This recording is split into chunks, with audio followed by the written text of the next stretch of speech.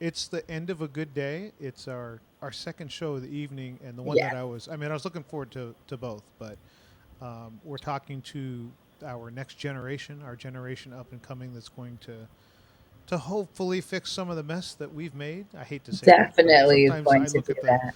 the generation behind us and I go, yeah, there's a lot for that we didn't get done.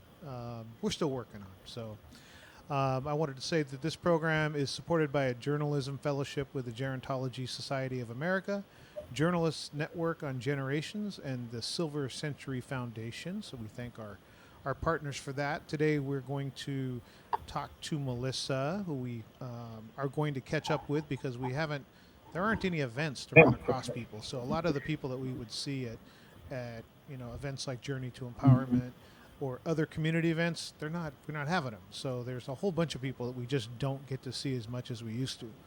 So we're going to talk to her, and then we're going to watch a video of her beautiful mother. And it's a video that we want to discuss healthcare and the how do our seniors, how do our elders access, utilize, understand all those things with healthcare. So that's the show today. I'm going to introduce our beautiful guest, Melissa M. Matavai, Alai Le Faleula Manuo Fetoa. I butchered that, but Yes. welcome. Em is a first generation Samoan and Tongan counseling educator at the College of San Mateo and current interim MANA program services coordinator. As a mental health practitioner, M provides academic support through individual and group counseling with student populations most impacted by institutionalized inequities. M became CSM alumni in 2013, transferring with 3 associate degrees on a full ride scholarship to UC Santa Cruz. After completing her bachelor's degree in sociology and education, soon after she earned her master's of science counseling degree and then returned to CSM as counseling faculty. Emma is also recognized for her experience in Pacifica community organizing, having contributed a decade growing labor of love in church ministry, teaching, facilitation, and her counseling practice. M's work involves justice advocacy, centering Pacific Islander student voices and experiences.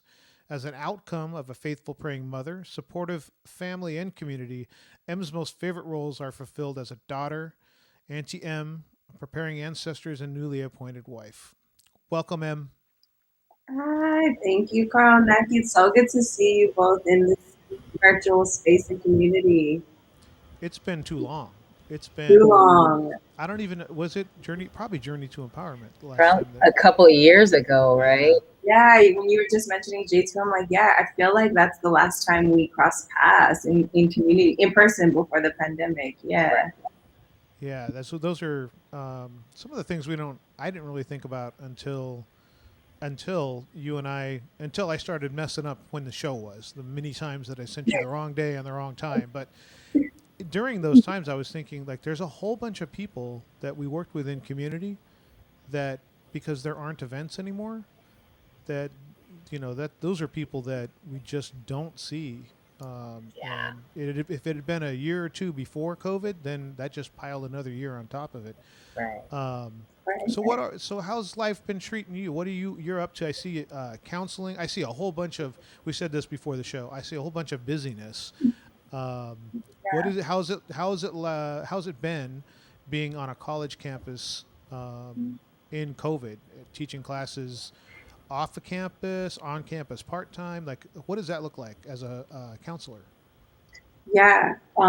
First, thank you, Carl and Naki, for having me on this podcast and on this show. To just be in Talanoa with you both, I really adore and I'm a huge fan of everything that you both have built into this legacy that it is now. I give God all the glory for us to connect. That's such a great question, Carl. Yeah, I'm still working from home. So since the pandemic first existed, College of San Mateo, much like other California community college institutions, shut down physically, and we all completely went virtual and pretty much tried to ride the bike as we build it. And so the class that I had taught, one of the classes for our learning community called Mana, had to also transition online too at that time. And I would say we're kind of getting the hang of things, whatever that means. But of course, as the county and the state of California gives us updates on where we're at in terms of COVID and this pandemic, things change for us too. So I'm always on my toes as like policies are changing, everything's changing, and kind of just being okay with change in this new way at least. Yeah. So working from home has been a blessing in the sense that I still get to work and still have income, still have bills to pay, all of those things don't stop. And at the same time, of course, there's a huge void in my heart about the physical interaction that I desire and I miss, honestly, with my students, with family members, with like some of my colleagues. So yeah, it's a transition, but it's one like I'm continuing to get through. Mm. And congratulations. You're a newlywed, so I just wanted to throw My that girl out. is married, everyone. Your girl is married. It's taken a long time. I feel like, a lot of people that know us in our circles, Walter and I were like, we're just waiting for y'all to get married. So we finally fulfilled that. So yeah, definitely married and happy. And marriage is a blessing in a different way. So the role of a wife is entertaining to say the least. But I'm enjoying the adventure. Awesome. Awesome. Yeah, congratulations. We're so happy for the both of you. We're like, it's about time. Yeah. Let's see. So Zoom fatigue is something that I think a lot of the students had talked about, but they're like, it's a different thing than the teacher, right? Because if Zoom, you turn the camera off, you're, I don't know, looking in your inbox, you're doing whatever, and it's a different, it's a different aspect if you're teaching the class. You can't just turn your camera off and zone out for a couple minutes. Is there? How is it from that end? Is there a period that then you grow adjusted to it, or is it like as much as I would think it'd be? Is it as taxing as I would think it would be to teach class after class and knowing that some people may be tuned out, but you still got to be engaged. You still got to be, Right. you've got your own standards to meet, but Yeah. not being able to look at the kid, the student, and are you sleeping? What's going on over there? How is that from your perspective? That's such a great question. This semester, I'm not teaching this semester, so it's just fully been counseling for this upcoming fall semester and a little bit of summer.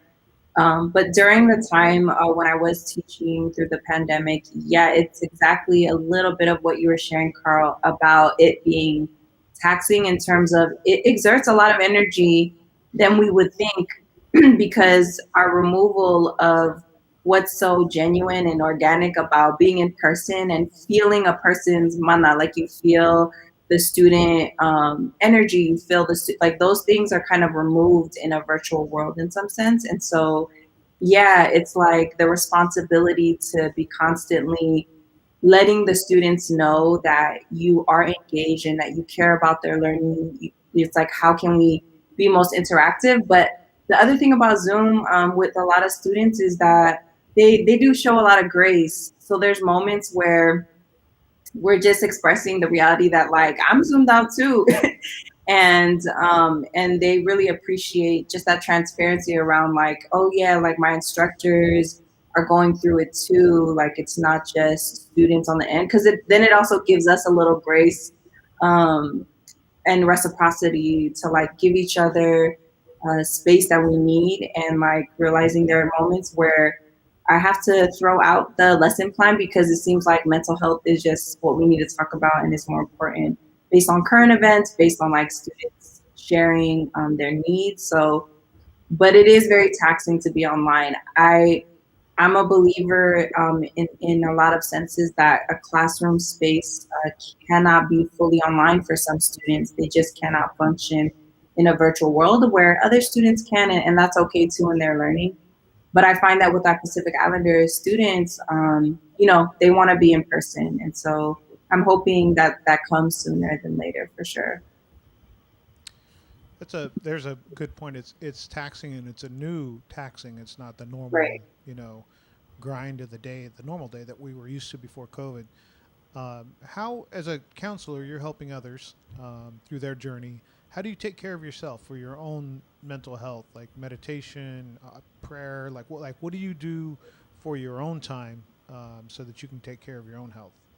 Yeah, Carl, there was a point in time where that definitely I was struggling with that to prioritize having some sort of method or coping for my mental health. But nowadays I feel like as I get older, that is been like a real priority for me. So a lot of the times it is praying. I definitely use my church family and my ministry, and I really center God to really help me get through this, because there's something about having a divine, pure, holy power that is perfect, that is a creator. And so I really lean on God to help me get through a lot of the tough times that I feel like material things just cannot fulfill in my life. And in addition, like I love my family. So, my sister, she has three boys right now, and I'm always with them all the time. And they're really my safe space. And being an auntie has been such a blessing to me, just to like remove and maybe like turn off for a second all my other roles and just really focus on something that means giving back to my nephews and loving them, and of course helping my parents and spending time with Walter, and just building in my family has been like my number one go-to support for sure. Has it been not challenging, but probably really good to you got married during the pandemic, and then I don't know if Walter works outside the home or if he's home with you, but I know when I'm home with my husband for a lot of hours, I'm like, I gotta get out. But it's also a testament, like you're newlyweds, so you want to be together. You know what I mean? Like, and then it really is, it tests marry life. That's what I'm trying to say. That's so true. Naki, Walter literally right now is not here. Yeah, he's out like working out, because we do need space for each other, because that's what helps like refuel, reset us. But yeah, that's definitely a whole nother, I feel like, testimony and topic about just getting married in a pandemic on its own. That's also a change we had to get used to, because our initial wedding date, they changed like a few times. And so at that point we were like, we just have to go with the flow and like focus on what can we control. Oh, we can control those things, cool. We'll really bank our celebration in that, because focusing on the stuff that changes constantly, oh man, it could really get to us. It could be like really depressing. So it was definitely a win to just finally get married. But space is key. Yeah, he's definitely not here, but he sends his love. Yeah. Awesome. We love Walter. Awesome. I remember Naki and I always talk about journey to empowerment when everybody introduces themselves, and Walter introduced himself, and the way he did it was very, I don't know, like chiefly, I guess I would say, the way that he introduced Yeah. himself.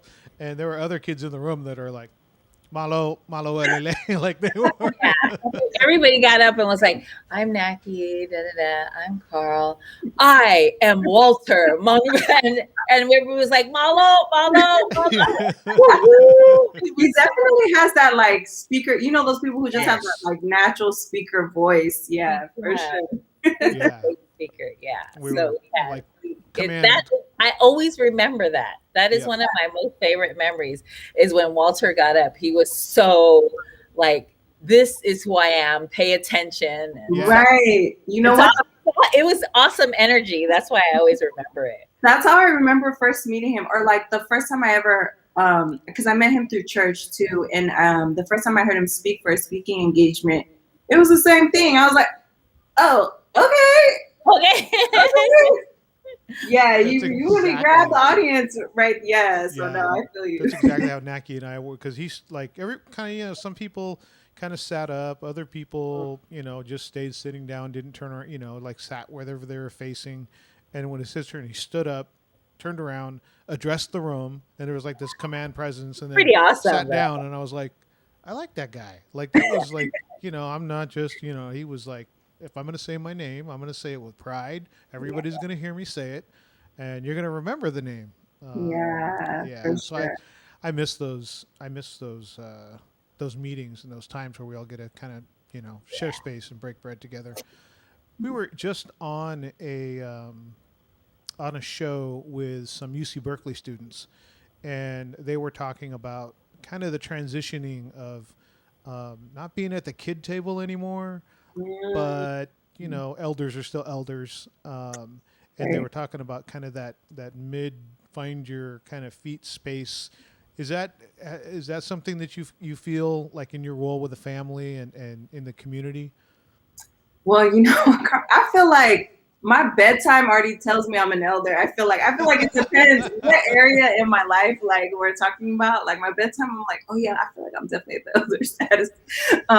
But that's so interesting. I would really agree with some of the speakers from UC Berkeley that came on because I do sort of feel this responsibility in terms of in certain areas, like living above reproach, you know what I mean? Like that I'm like representative of my parents, I'm representative of my family in ways that it does allow me to be just a little bit more conscious about my decisions in certain areas, not in all, but for sure in certain areas, I feel like I'm definitely thinking about like the responsibility and the legacy, like what am I leaving after I leave this world, and is it going to be sustainable enough? And I know you mentioned earlier, Carl, about like feeling like the older generation like not getting a lot right, and it's the same for I feel like my age and my generation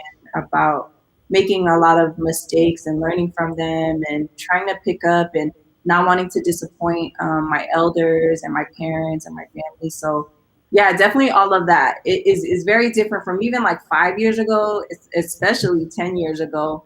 There was a sort of like yeah, I mean, I'm sure y'all know there's just a different age range as we get older. I think biologically, like just biologically, our developmental stages where we're at in our brain and in our capacity and the chemical reactions that come, it just makes us think about decisions differently. But then also when we grow, like spiritually, emotionally, mentally, I feel like we go through some things, we've been through some things, and so that helps me like inform like, ooh, my approaches to things gotta be different than before, but that's okay. I think I was in a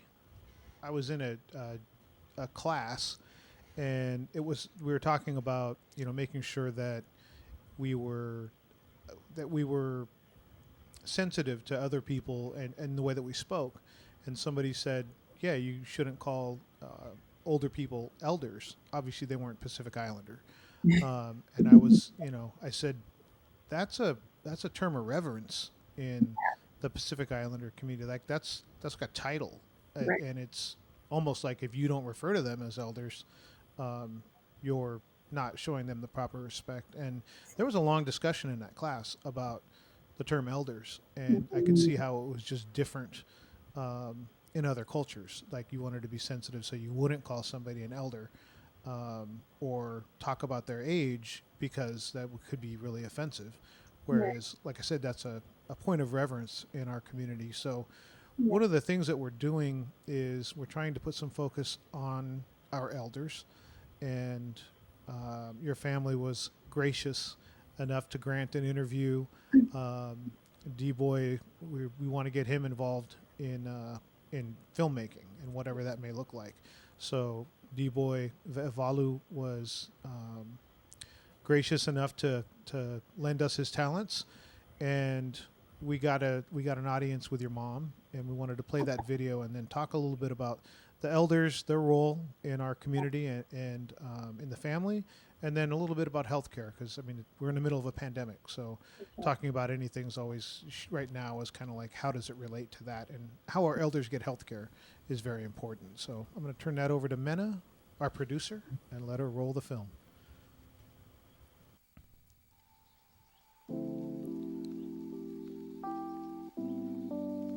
Health, health mỗi lele.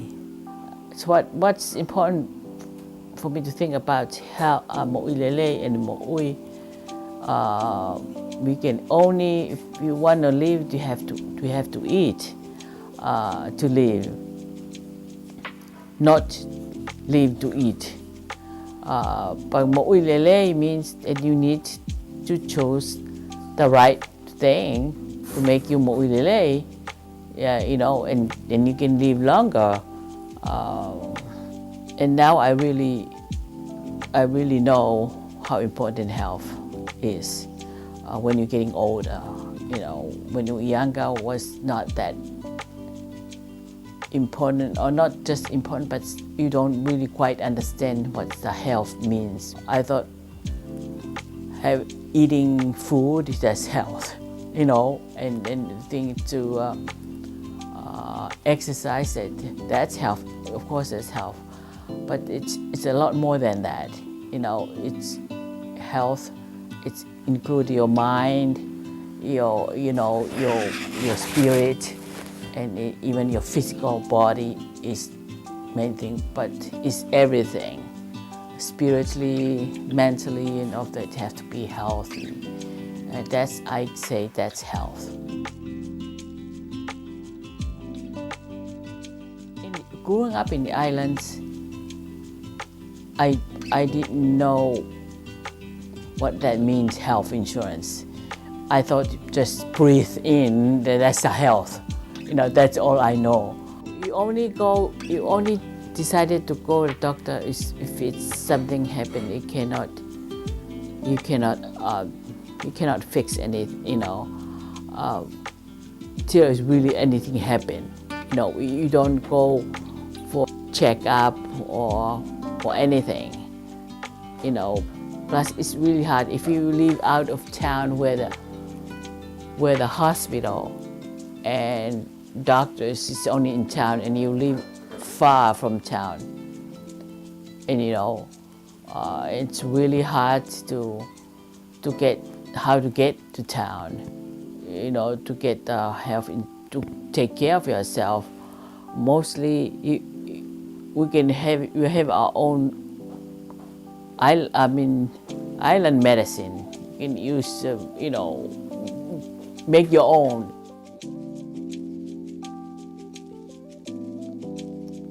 I think that it's really helpful.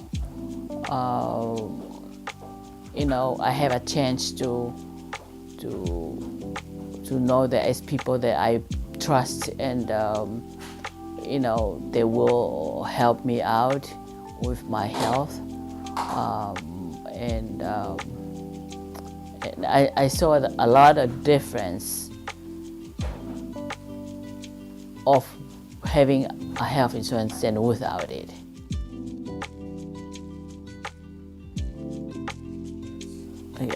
I would recommend to them, they are in a country who have that, to begin their life with the insurance. You know, they are lucky to be here. They have that. We didn't. You know, and it was not that important to us.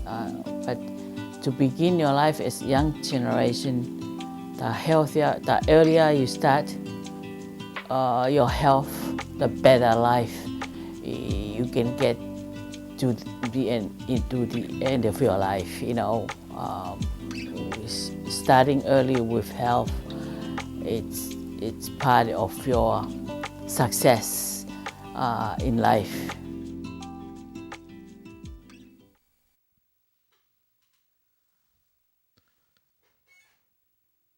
What does it Oh my what does gosh.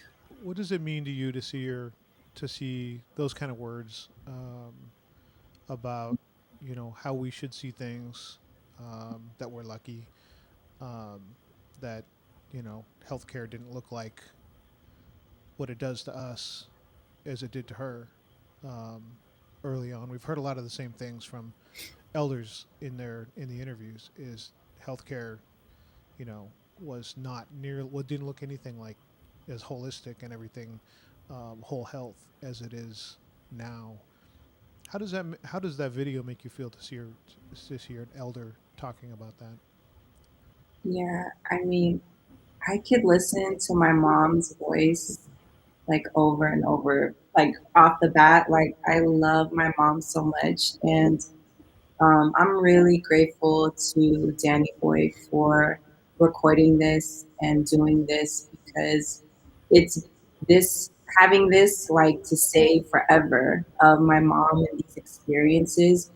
They're really unmatched. And so to have Danny Boy's expertise and just his gift that he has when he captures moments like this, I'm really grateful for him for doing that. And yeah, hearing her, I get emotional. I get emotional because our elders are so wise. My mom is so wise beyond any of my college degrees, beyond any years of experience I have in what I call a career. Like she really has formulated ways in this video that I mean I know I talk about health all the time with my mom, but to hear her articulate herself in this way, um, as a response to the question she's being asked, I'm like, no wonder why I am the way that I am because she's brilliant. She's Yeah. brilliant in her own way. She's a teacher in her own way. She's a scholar in her own way. And, you know, she's a caregiver. She's a life giver. You know, she gave me and my sister life. And so hearing her, I'm grateful that I get the opportunity in this world to hear her talk about why health is important to her, her experiences, in like an oral tradition way. And these are things like she would never just write down on her own, you know, unless being asked. And so to have this saved, like I really get emotional, Carl, because it just reminds me, and it humbles me. My parents, they always humble me. Like sometimes, you know, like being in education, for those who know us up, like in our community, being in education and in academia, it could get to you if you're not careful. It could build pride and ego in you to in moments where you, for whatever reason, right? And like we could talk about systemic barriers, but hearing my mom, it always humbles me. It's like, oh yeah, like I don't know everything. And she teaches me every day to be a better person. And hearing her makes me want to be better. It makes me want to do better. And so, yeah, thank you all for this video. Like, I loved it so much. One of the things that I've noticed in the three interviews that we've done is a couple things, but one of the things I've noticed is that they said they didn't think about long-term health when they were younger. They started thinking about it as they aged, um, and the thought of like, what would you do different if you had to do it over? And it doesn't. I don't get the feeling that they're saying that. I get the feeling that they're just making an observation about um, their own lives, and it wasn't a. I never got the feeling like if I had it over to do again, I'd do something different. It's more of, I just more of like me observing my own life.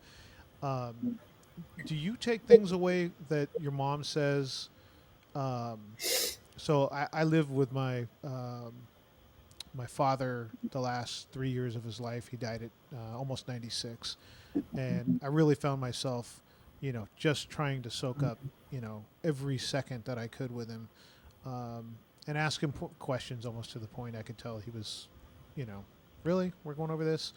But I get those where I'm just trying to soak up minutes with him and get as much information as possible. Do you find that at all with elders that you're kind of like, um, I need to ask some of these things because, like you said, they may not write it down. They may not, find a camera to be in front of to record. Yeah, I do crawl all the time. Like, you know, with my parents, probably was probably like a few years ago. I started really recording them like voice memo, our conversations, and like saving them. And yeah, writing down. And one of the like bigger ones that I'm still constantly doing, I feel like I'll do until, until their day comes to pass, is our genealogy.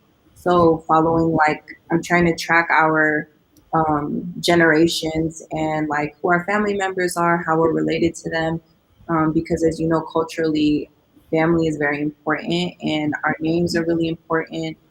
Who we're related to is really important because it links back to our fonua, to our land, like where we've come from. So I'll easily be in situations with elders where I don't know them, but they'll come up to me, they know my name. They're like, yeah, I know your mom, and even if we're not blood related, but if they were neighbors, or if they know her brother's statuses and things like that in back in Tonga, yeah. So I think that's really important for me to record and listening to her do that. So I ask them all the time, all the time.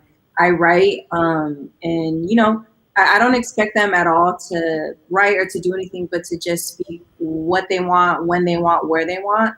Because I find myself when for the most part, there's this thing in Tonga, it's called heliaki, and it's like kind of like poetic in the sense where it's not answered directly. It's kind of answered indirectly. So when I used to start asking my mom questions, in my mind, I'm expecting like a direct answer, but she would kind of end up going into storytelling and talking about things in my mind. I feel like that's my Western construct of like how she's supposed to answer me. Um, and she really helps me unpack that. And she starts talking about stories about other people, about her feelings, on how her parents made her feel about these things.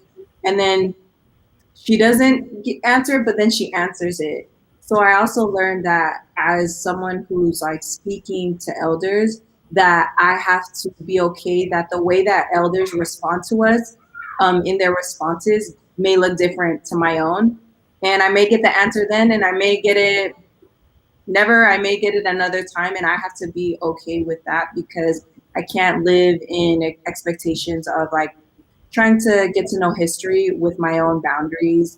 And so, yeah, like my mom really helps me in those voice memos. So a lot of the time I'll have her record like reading scriptures in Tongan or reading things in Tongan so that I can hear her voice. Like it really helps me, because I'm not fluent in Tongan, so it really helps me like repeat my own pronunciations and things like that. So it is really crucial. And I'm like you, Carl. Like I ask my mom all the time. See, with my dad on the other hand, so with my mom, she's so patient. She'll like go in and answer all my questions. With my dad, it's just it's a different approach. With my dad, he's like, why you want to know that? He's like, what for? And so I kind of have to do a different approach with him. But I mean, it's all in the same. Even that answer, even his response also tells me a lot. And I also learn a lot about who he is and maybe questions he doesn't want to answer. But it definitely is a journey. Sometimes they're formal, sometimes it's informal, like, just spontaneously. I just talk to them in that way for sure. I see our elders as kind of a window into, history, into culture, into tradition, into the past.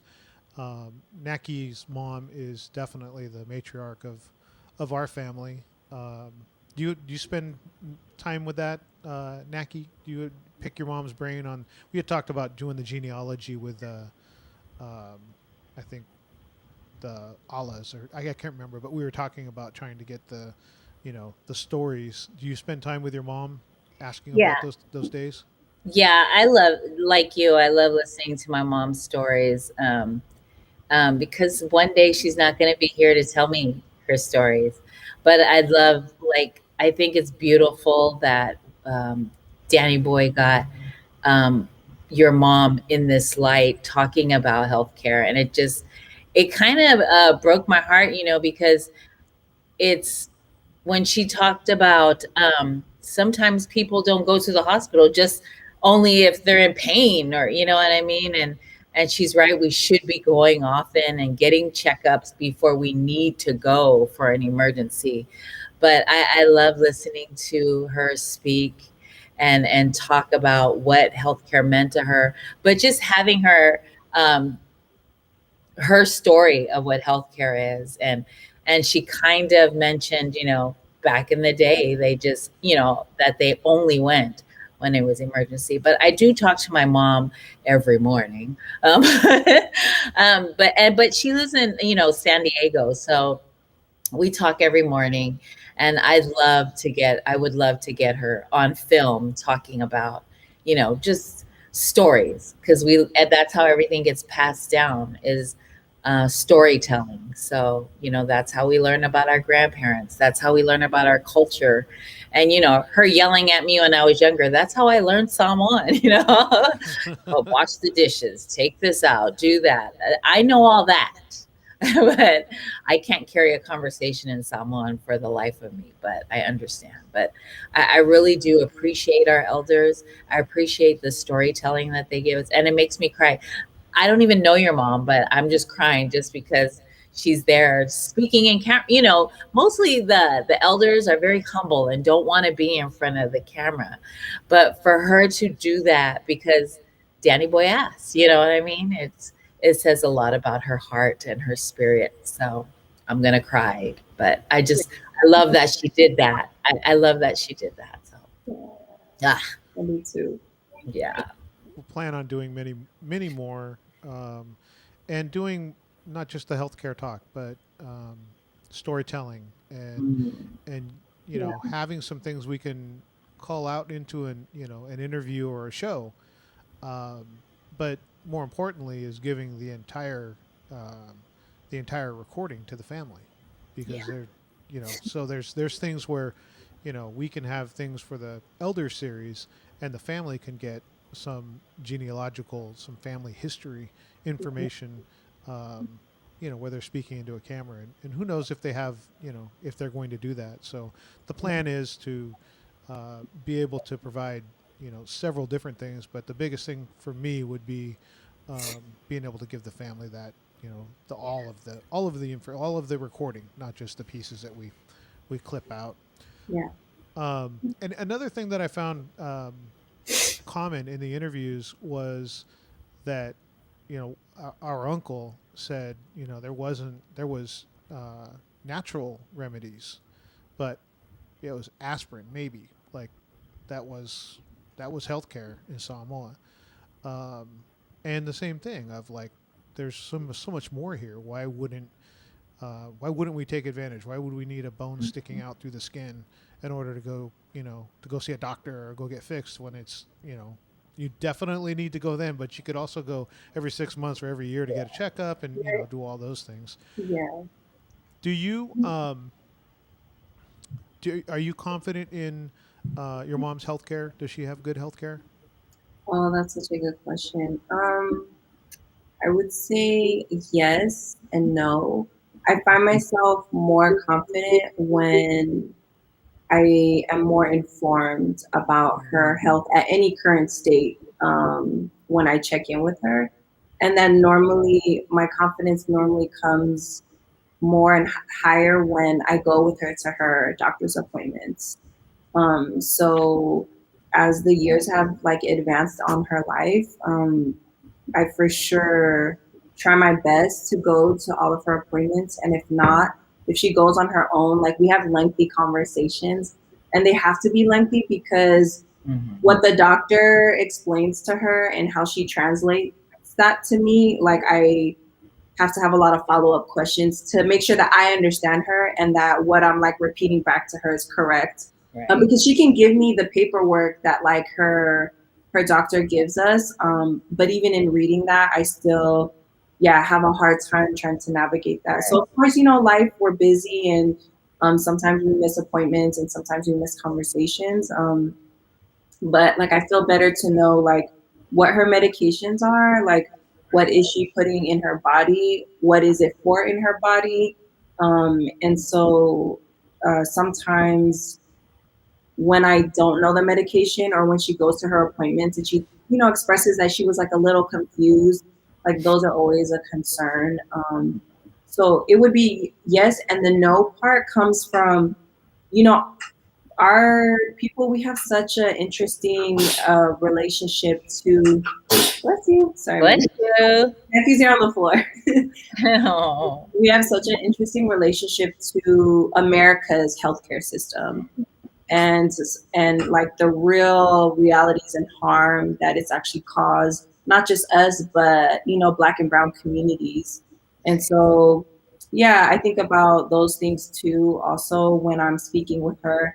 And sometimes we talk about those things, and I always just tell her to let me know in any case, both when she is going to the doctors or talking about her health, but just in general, like, explain to me when you feel the most safe, and then if you don't feel safe in certain areas, or you feel like you're confused, like, to let me know, so that way I can help kind of be the buffer to her. Hold on, sorry. Yeah, you're okay. I think that's a good point. Is the utilization of it. So a lot of Pacific Islanders may have benefits. They may have health care, but they're not positive how to maximize it or how to use it. And language is a barrier. I think there's a lot of